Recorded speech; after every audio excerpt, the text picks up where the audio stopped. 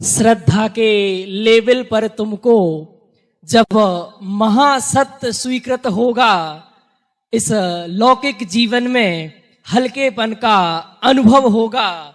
चिंताओं की रेखाओं के बल ढीले होंगे, फीके होंगे। चिंता बदलेगी चिंतन में, और रोम रोम पुलकित होगा। आनंद महोदधि उमड़ेगा, श्रद्धा के बादल गरजेंगे। अनुभव की बिजली चमकेगी, रिमझिम घन बरसेंगे। संकित का सावन आवेगा, अंतर मन आनंदित होगा। शिव मार्ग की पगडंडी पर तुमको धीरे धीरे चलना होगा, धीरे धीरे चलना होगा। जब इस क्रमबद्ध पर्याय का, इन महान सिद्धांतों का हम श्रद्धान करेंगे तो निश्चित रूप से हमारे जीवन में सुख शांति का अनुभव होगा। और अब इन सिद्धांतों को जो समझाने वाले हैं, पढ़ाने वाले हैं, हमारे जीवन में आत्मसात कराने वाले हैं, ऐसे हमारे गुरुजन डॉक्टर संजीव कुमार जी गोदा साहब, जिन्होंने प्रत्यक्ष रूप से बदला तो नहीं ले रहे हो? मैंने बहुत प्रश्न किए थे तुमसे। विधिवत तरीके से, जिन्होंने शास्त्री का कोर्स तो नहीं किया है, पर जो कहते हैं मैंने 5 बार पूरे जीवन में शास्त्री की है, ऐसे डॉक्टर संजीव कुमार जी गोदा हम सबके बीच पधारे हैं। आपसे प्रश्न है भाई साहब, आपने तो पूरी दुनिया घूमी है, सब जगह जाते हैं, सबसे बहुत अच्छे अच्छे परिचय हैं। आपका जो सुपुत्र है, पिछली साल ही उसने 10वीं कक्षा पास की। आप उसे किसी बड़े से स्कूल में, बड़े से कॉलेज में, अमेरिका, लंदन, कहीं भी भाई साहब पढ़ा सकते थे, पर आपने अपने बच्चे का, जिसका नाम है आर्जव गोदा, उसका इसी साल स्मारक में एडमिशन कराया। आदरणीय भाई साहब, आपने ऐसा क्या देखा जो आपने अपने बच्चे का एडमिशन स्मारक में कराया? करने योग्य काम तो यही है, दूसरा कोई करने योग्य काम नहीं है। लौकिक पढ़ाई करके आपके बच्चे ने बीकॉम किया, आपने क्या किया था वैसा? आप क्या कर रहे हैं अभी? बिजनेस। आप क्या कर रहे हैं? आप बिजनेस कर रहे हैं। पढ़ाई कहां तक की आपने? इंटर है। वो पढ़ाई क्या काम आ रही है आपके बिजनेस में?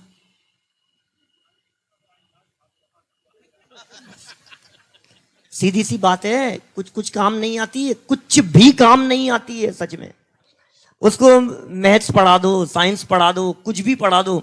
आप सब लोग यहाँ बैठे हुए हैं, सब लोगों ने ग्रेजुएशन किया होगा, किसी ने एमए किया होगा, किसी ने कुछ किया होगा। आज आपकी लाइफ में आपकी वो पढ़ाई क्या काम आ रही है?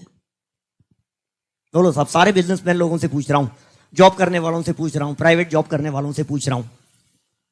वो लैब में ले जाकर के आपको वहां क्लास में, 10th क्लास के अंदर लैब में ले जाते थे और वहां वो ये नापते थे, उसमें वो क्या क्या काम आ रहा है, काम क्या आ रही है वो चीज?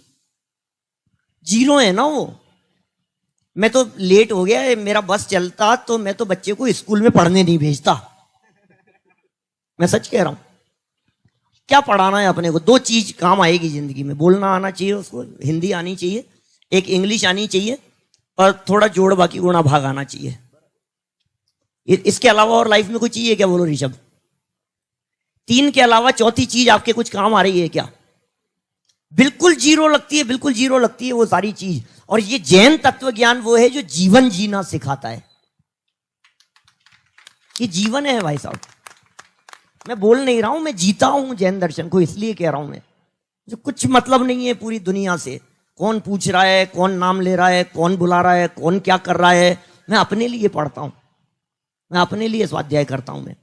तो जो चीज मुझे अच्छी लगी, उसका भी निर्णय था, उसकी मम्मी का निर्णय था, बच्चे का निर्णय था, हमारा भी निर्णय था, हमारी भी भावना थी कि वो क्या करना है। दुनिया भर के ऑप्शन खुले हुए थे उसके पास में, जो चाहता वो कर सकता था।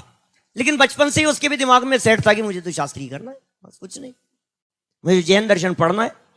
अभी अनेकान जी ने कही ना जैसी बात, जनवाणी की सेवा करना है हमारे को, इसके अलावा दूसरा कोई काम नहीं है। मैंने भी बचपन से यही सोचा था, कुछ नहीं किया, मैं एक ही काम करना है, बस जनवाणी की सेवा करनी है, दूसरा कुछ नहीं, सिर्फ एक ही काम करना है।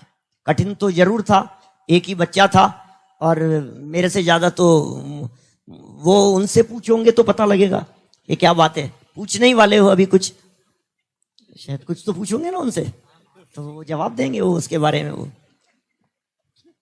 तो भाई कुल मिलाकर के बात ये है देखो, मैं और बहुत सारी बातें कह सकता हूं, समय की सीमा है, लेकिन इतना समझ लीजिए आप, कोई व्यक्ति ये नहीं चाहता कि उनका बच्चा चोर बने, कोई नहीं चाहता कि उनका बच्चा बेईमान बने, हत्यारा हो, है ना, गलत काम करे, सप्त व्यसनों में लिप्त रहे, शराब पीवे, मांस भक्षण करता हो, खोटे काम करता हो, पुलिस उन्हें पकड़ कर, कोई नहीं चाहता है ना। लेकिन कौन सी ऐसी शिक्षा है जिस शिक्षा के अंदर ये सारी बातें सिखाई जाती है? जहां शिक्षा नहीं, संस्कार दिए जाते हैं। आप इंजीनियरिंग कॉलेज के अंदर बच्चे को पढ़ाएंगे, वहां संस्कार नहीं दिए जाएंगे। हर जगह पर संस्कार की कीमत है। आपकी डिग्री नहीं पूछेंगे, आपने किसी व्यक्ति को अपने यहां कर्मचारी के रूप में रखना है, आपको रखना है, अपने ऑफिस में जॉब के लिए किसी लड़के को रखना है, घर में काम के लिए रखना है, नौकर रखना है, सर्वेंट रखना है। कितना पढ़ा लिखा है ये जरूरी नहीं है, पढ़ा लिखा बहुत है, लेकिन आपको पता लगा कि थोड़ा सा हेरा फेरी करता है, भाई साहब आप रखेंगे कि आपके बिजनेस में? नहीं रखेंगे। मुन्ना भाई थोड़ा सा झूठ बोलता है, वो लड़का बहुत अच्छा है, रखेंगे आपके यहां काम पे? झूठ बोलने वाला नहीं चलेगा। बोलो भैया आपके यहां बिजनेस है, थोड़ा गुस्सा तेज है उसका, पलट करके सामने जवाब दे देता है, आप रखने के लिए तैयार हैं क्या? आपको ऐसा व्यक्ति चाहिए जो व्यक्ति गुस्से वाला नहीं हो, जो व्यक्ति घमंडी नहीं हो, जो मायाचारी नहीं हो, जो चोर नहीं हो, जो बदमाश नहीं हो, जो बेईमान नहीं हो, ऐसा व्यक्ति चाहिए। लेकिन मुझे ये बतलाइए, दुनिया में कौन सी ऐसी यूनिवर्सिटी है जिस यूनिवर्सिटी में ये बातें सिखाई जा रही है? हमारे महाविद्यालय को छोड़कर ये संस्कार दिए जा रहे हैं। वहां पर हमारे वहां व्यक्तित्व का विकास किया जाता है। टोडरमल महाविद्यालय में, टोडरमल दिगंबर जैन सिद्धांत महाविद्यालय में शास्त्री नहीं कराई जाती है। शास्त्री तो यूनिवर्सिटी की डिग्री होगी, शास्त्री तो राजस्थान यूनिवर्सिटी दे रही है, शास्त्री तो संस्कृत यूनिवर्सिटी दे रही है। हम तो वहां चेतन भगवान बनाते हैं, वहां भगवान गढ़े जाते हैं भाई साहब, वहां परमात्मा बनाए जाते हैं, वहां संस्कार दिए जाते हैं, वहां लाइफ में सुखी कैसे रहना है ये कला सिखाई जाती है। आपको क्या चाहिए? आपको अपना बच्चा इंजीनियर चाहिए कि बच्चा सुखी चाहिए? बोलो, आपको अपना बच्चा डॉक्टर चाहिए या सुखी चाहिए? आपको अपना बच्चा बिजनेसमैन चाहिए या सुखी चाहिए? अरे कुछ भी कर तो सुखी रहे, यही तो चाहिए ना। हर माता पिता का एक ही तो सपना है, बच्चे बस जैसे भी है तू सुखी रहे, तू सुखी रहे। अरे कुछ भी कर रहा हूं, आज इंटरकास्ट मैरिज के लिए बच्चे क्यों, माँ बाप क्यों तैयार हो जाते हैं? अब तू यार कोई बात नहीं, तू सुखी रहे। लास्ट में आकर के घुटने टेक देते हैं ना आखिर, किस लिए? भाई अब ठीक है, अब तेरी खुशी में हमारी खुशी, अब क्या करें, अब एक ही बेटा, अब तेरे को छोड़ेंगे तो है नहीं, तेरे को समझा करके देख लिया, अब तू घर छोड़ने की बात कहता है, आत्महत्या करने की बात कहता है, अब तू तेरे को जो करना है कर ले, कोई बात नहीं, तू सुखी रहे। तैयार हो जाते हैं ना इसी के लिए। माने कुल मिलाकर के फाइनली हम अपने बच्चे को सुखी देखना चाहते हैं, वो कुछ भी कर रहा हो। और सुखी कैसे हुआ जाता है, ये बात जैन तत्व ज्ञान के बिना नहीं मिलती है। कि जैन दर्शन के संस्कारों के बिना सुखी होने की बात नहीं मिलेगी, इसलिए हमने बच्चे को वहां भेजा। तो ये बात है। बहुत बहुत धन्यवाद आदरणीय भाई साहब का, जिन्होंने बताया। मेरा एक प्रश्न जो मैंने संदीप जी भाई साहब से पूछा था, आपसे भी पूछना चाहता हूं कि लोगों को लगता है अब तो बहुत बड़े विद्वान बन गए, अब जीवन में कोई समस्याएं नहीं आती हैं, पर क्या आपके जीवन में भी कोई समस्याएं आती हैं? और आती हैं तो उन्हें आप किस प्रकार हैंडल करते हैं? थोड़ा समाज को आप बता देंगे तो समाज बहुत लाभान्वित होगा। भैया मनुष्य जीवन ही समस्याओं का नाम है। आप यदि ये सोच रहे हैं कि हमारी लाइफ में कोई प्रॉब्लम्स नहीं आएगी तो आप बहुत बड़ी भूल में हैं। अभी तो चर्चा चल रही थी, उदय तो सबके साथ में आता है, बदलता रहता है। हाँ, पार्श कुमार मुनिराज की चर्चा चल रही थी, ऋषभ कुमार की चर्चा चल रही थी, सबकी चर्चाएं अपन ने देखी, कितने मुनिराजों के प्रसंग देखे। उदय तो सबके साथ में बदलता है, और समस्याएं हर व्यक्ति की अपने अपने लेवल पर होती है। मैं आपको समस्याओं की बात बतलाऊं, एक घटना मुझे याद आ गई। हम 2-4 साल पहले की बात है, हम शिकागो से हमें आना था, न्यू जर्सी में शिविर था हमारा, हम लोग वहां पहुंच गए। दादा, स्वर्ण जयंती के पहले की बात है भाई साहब, दादा के रीढ़ की हड्डी में इतनी प्रॉब्लम थी जिसकी आप कल्पना नहीं कर सकते, वो सीधे चल नहीं सकते थे।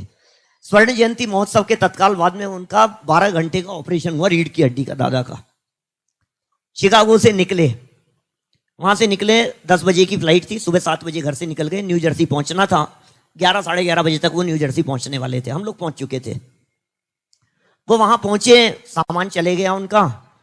अब वो फ्लाइट के लिए गए, फ्लाइट लेट, बैठे रहे। सुबह से नाश्ता वगैरह कुछ ऐसा लाए नहीं थे, थोड़ा बहुत कुछ करके आए थे, फ्लाइट लेट हो गई, वहीं बैठे रहे। फिर फ्लाइट और लेट, सूचना आ गई कि भाई ये फ्लाइट थोड़ी देर से। फिर थोड़ी देर बाद में पता लगा कि वो फ्लाइट में बैठ गए हैं, फ्लाइट में बैठ गए, अब रवाना होने वाली है। फिर मालूम चला कि जिस फ्लाइट के अंदर बैठे हैं वो फ्लाइट नहीं उड़ रही है। 2 घंटे हो गए, अमेरिकन एयरलाइंस की फ्लाइट थी। 2 घंटे वहां बैठे रहे। उसके बाद में जो कुछ भी हुआ उनको वहां से उतार दिया गया। इसलिए उतार दिया गया कि फ्लाइट के अंदर कुछ प्रॉब्लम आ गई है। वो वापस वहां उतर गए। वापस उतरने के बाद में कहा कि अब आपको नेक्स्ट फ्लाइट के अंदर जाना पड़ेगा। हमारे पास में सूचना आ गई वहां कि वो नेक्स्ट फ्लाइट के अंदर दोपहर में 3 बजे रवाना होने वाले हैं। इस एयरपोर्ट पर ही है वो, खाने पीने की कोई व्यवस्था नहीं है, दादा भाई दोनों साथ में हैं।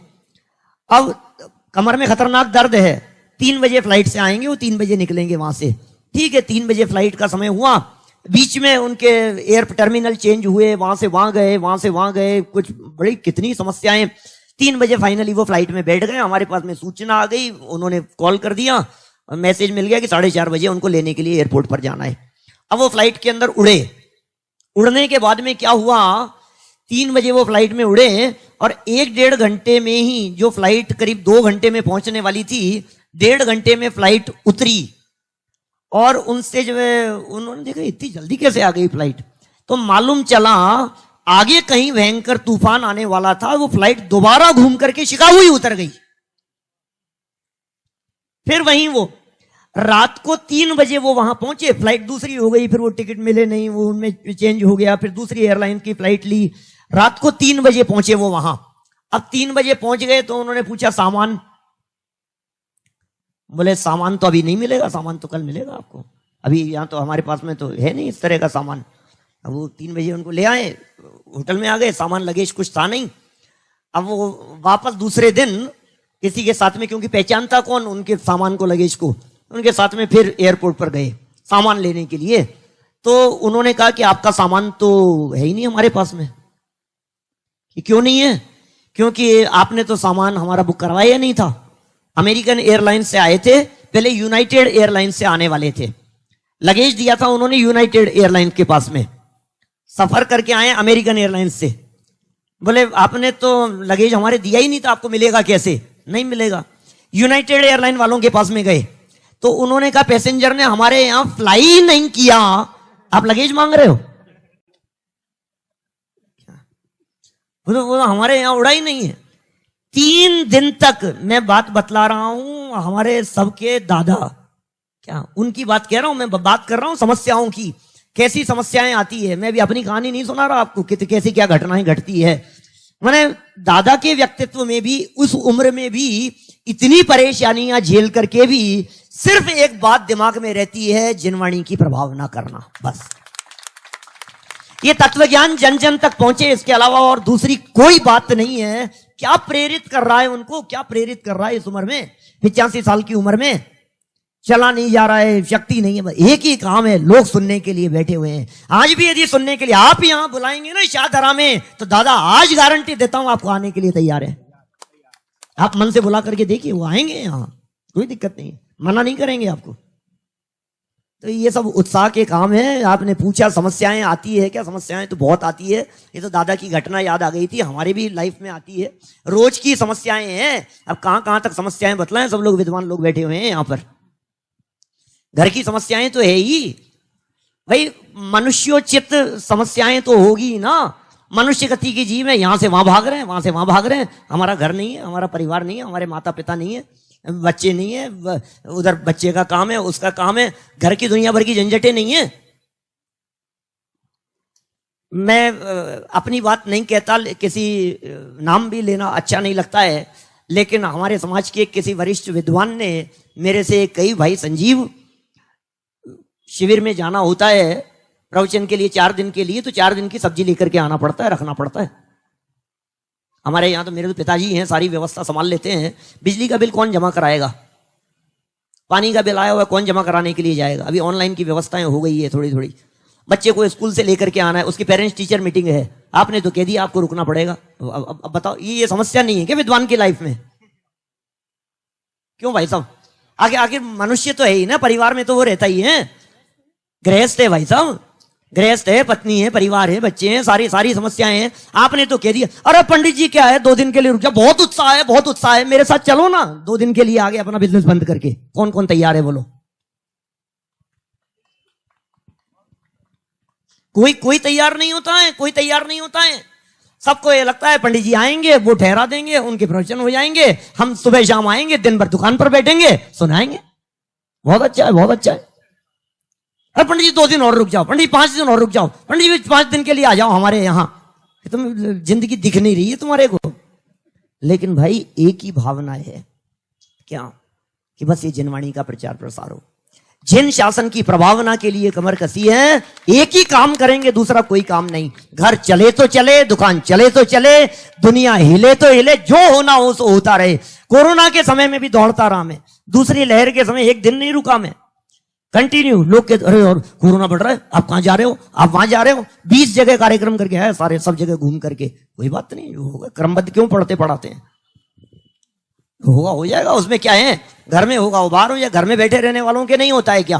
तो ठीक है, ये सब चलती रहती है समस्याएं।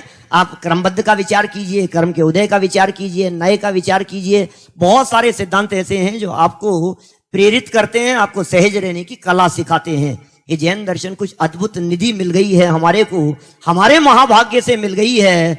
अब हम ही अभागे ऐसे हों जो उसका स्वाद नहीं लेवे, तो फिर टोडरमल जी 20 नंबर पेज पर लिखते हैं, तेरे अभाग्य की महिमा तो हमसे नहीं कही जा सकती। एक बार भाई साहब ने संघर्ष की बात की तो मुझे खुद ये बात याद आई। पिछले 7 महीने से भाई साहब के पैर में फ्रैक्चर हुआ था, उसके बाद भी वे देश विदेश में जगह जगह घूम घूम कर धर्म का प्रचार प्रसार कर रहे हैं।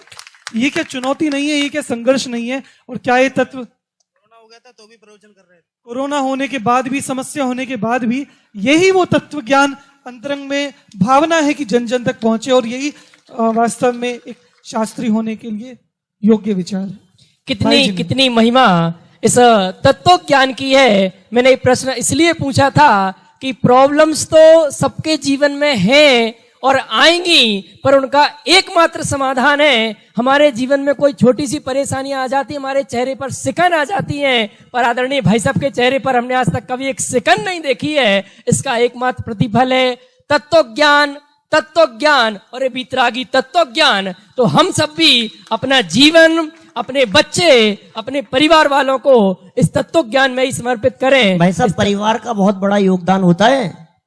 आज माता पिता बुजुर्ग हैं, घर में हैं, अकेले हैं, कोई बात नहीं बेटा जाओ। पत्नी कितनी तरह की समस्याएं आती है, कहीं भी रहो, रात से ठाट बाट से रही है जीवन भर, कहीं भी रहो, किसी भी जगह पर जाना आना बिना सपोर्ट के थोड़ी ना होता है। छोटे बच्चे को छोड़ करके आ जाते थे, हम चले जाते थे 1-1 महीने के लिए। 2 साल का बच्चा, 3 साल का बच्चा घर छोड़ करके चल दिए, 1.5 महीने बाद में आएंगे, 2 महीने बाद में आएंगे। तो ये उनका भी रहता था, नहीं कोई बात नहीं आप करो। माने बिना सपोर्ट के, बिना सहयोग के माने कुछ भी नहीं हो सकता है। भावना से ही होता है सारा काम, एक दूसरे की भावनाएं होती है और सबका समर्पण होता है, एक दूसरे को समझा जाता है।